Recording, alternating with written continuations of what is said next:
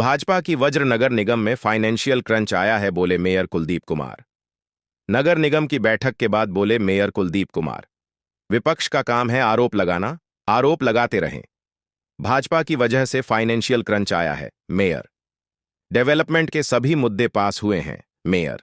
Street vendors का मुद्दा एक गंभीर मुद्दा है, मेयर। चंडीगढ़ को हम फड़ीगढ़ नहीं बनने देंगे, मेयर। वेंडर्स को दोबारा सर्वे किया जाएगा, मेयर। वेंडर्स के मुद्दे जो दोषी हैं उन पर कार्रवाई हो, मेयर।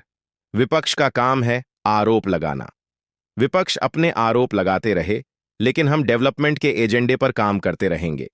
ये कहना था मेयर कुलदीप कुमार का। उन्होंने कहा कि चंडीगढ़ नगर निगम में इस वक्त जो फाइनेंशियल क्रंच चल रहा है, यह भी बीजेपी की वजह से ही है। अगर बीजेपी सही समय से बजट को पास होने देती तो यह फाइनेंशियल क्रंच नहीं आता।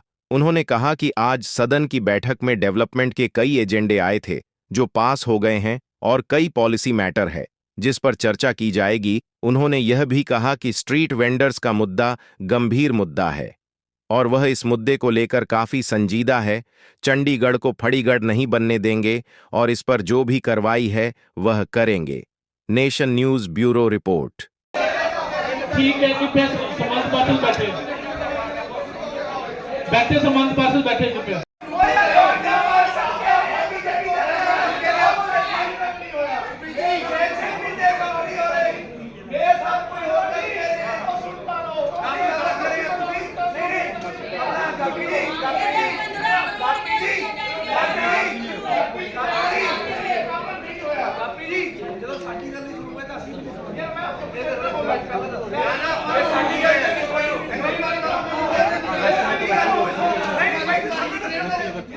मेरी गल सुनो, साढ़े भी 2 साल मेरे तुसी बोलदे ਅਸੀਂ ਟੋਕਦੇ ਨਹੀਂ ਵਿੱਚ ਉਹ ਮੇਰੀ ਗੱਲ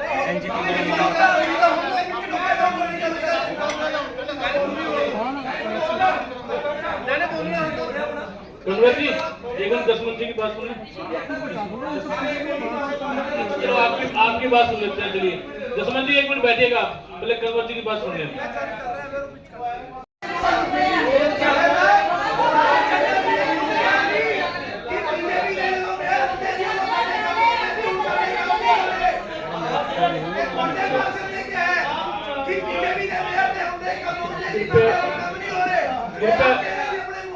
कृपया बैठिएगा।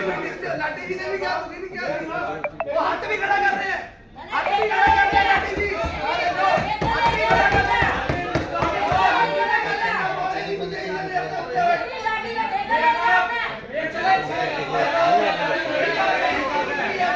एक राणा जी एक मिनट जसवंत जी।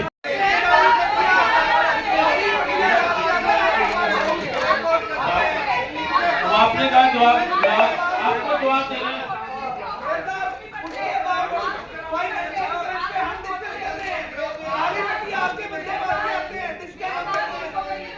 अभी आप जवाब तो ले लें कंवर जी।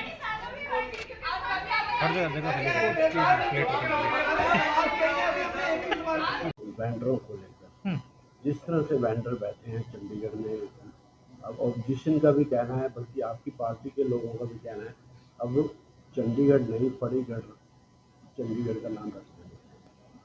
नहीं, बिल्कुल। जो स्ट्रीट वेंडर का जो मुद्दा है बहुत गंभीर मुद्दा है। इसमें मेरी जो हमारे कमिश्नर भी हैं और डीसी साहब भी हैं हमारे, उनसे बात की गई तो मैंने भी उन्हें एक सजेशन दिया था। कुछ लोग हमें जो है पैसा दे रहे हैं, जो स्ट्रीट वेंडर हमारे लीगल हैं, उनका तो ठीक है, जो हमें दे ही नहीं रहे उनके खिलाफ क्या कार्रवाई की जा रही है और उन्हें कहाँ कहाँ जगह लाट की गई है, ये सारा इसे हम जो है फड़ीगढ़ नहीं बनने देंगे। इसे स्मार्ट वेंडिंग जोन में लेके जा रहे हैं, जिससे कि हमारा देखने के लिए शहर भी सुंदर लगे और किसी को तकलीफ भी ना हो। सर, वेंडिंग जोन में ये भी देखा गया जो टाउन वेंडिंग कमेटी बनी है उसको नए सिरे से बनाना ये भी एक अहम सवाल है। और किस तरह से ये वेंडर टाउन वेंडिंग कमेटी के कहने पर ही वेंडर बैठे होंगे या किसी अफसर की निगरानी पर? जी देखिए, टाउन वेंडिंग का जो आपने मुद्दा रखा है, ये बेसिकली जो है इसमें authority of power of commissioner है। तो उसमें टाउन वेंडिंग में वो ज़्यादा स्पेसिफिक में आंसर दे सकते हैं, क्योंकि टीवीसी की जो मीटिंग होती है उसका चेयरमैन जो है हमारे कमिश्नर जी होते हैं।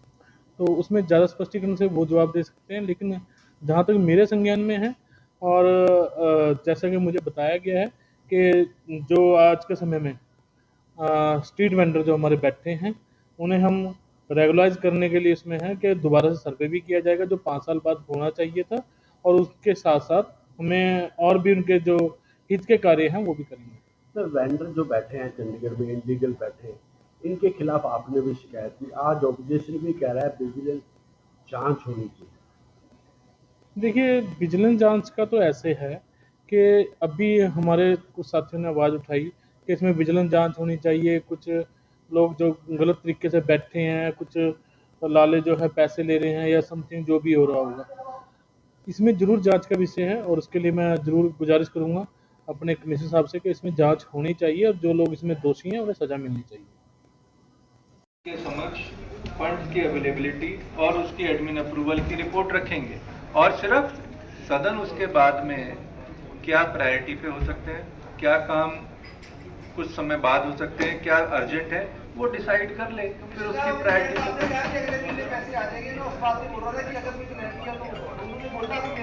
तो देखिए पैसे तो हमें खुद भी अर्जित करने पड़ेंगे। पैसे तो मैं सर राणा जी, अब ये लाइव कमेंट्री ऐसे मेरे आखिरी है ना, विनम्रता से, कितनी विनम्रता से बात कर रहा हूँ मैं।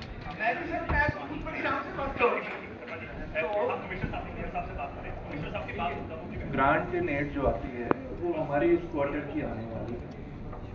ये क्वार्टर अक्टूबर के महीने से शुरू होगा और उसकी जो ग्रांट हमारी भारत सरकार से आ चुकी है वो डिसबर्सल अक्टूबर के महीने में हो जाएगी, और उसके हिसाब से अवेलेबिलिटी ऑफ फंड्स के हिसाब से प्रायोरिटी ऑफ वर्क आप सीलिंग प्रायोरिटी, ऐसा नहीं क्योंकि आप समझते हैं क्या अर्जेंट है, क्या हो सकता है कि थोड़ा बाद भी हो सकता है कार्य, वो लेकर स्थिति को सामने रखते हुए निर्णय लेंगे। कोई इसमें किसी तरह की कोई ओपेकनेस, कोई पारदर्शिता की कमी नहीं रखेंगे।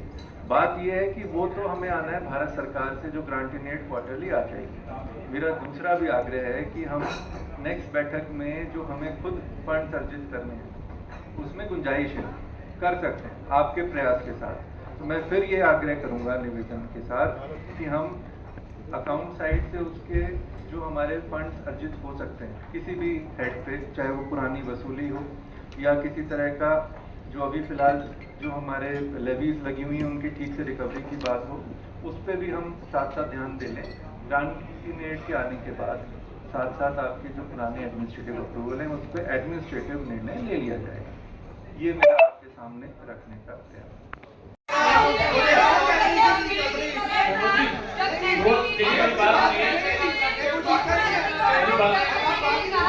आप बात रखिएगा, मैं ये कह रहा हूँ जो फाइनेंशियल क्रंच चल रहा है वो खत्म हो रहा है। नेक्स्ट मंथ आपको पूरा फंड मिल जाएगा। आपके सभी जो कौन कह रहा है, कौन कह रहा है, बताइए कौन कह रहा है।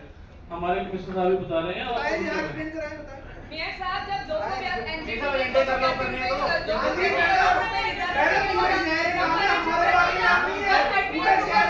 बिल्कुल सही है सर।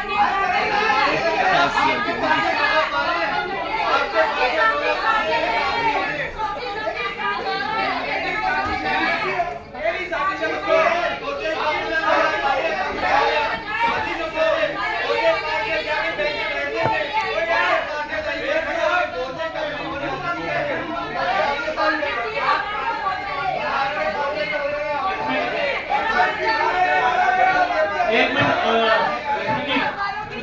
कमिश्नर आप बात करके डालिए अपनी। करुणा जी, करुणा जी,